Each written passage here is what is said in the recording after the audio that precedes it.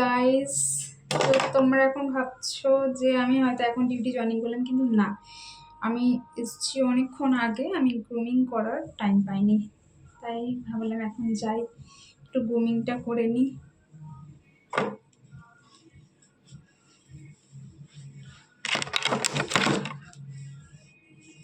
এই যে আমার মঙ্গলসূত্র,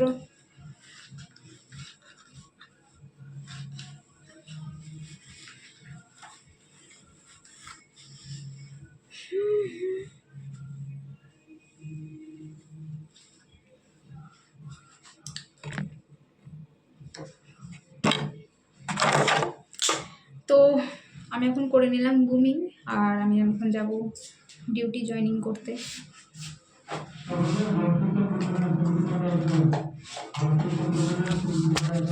ভাবছো না আমার চুল খোলা, আমি এভাবে ডিউটি করবো, কিন্তু না, আমার চুল ভিজা, মাথায় স্নান করেছি লেটে, চুল শুকায়নি।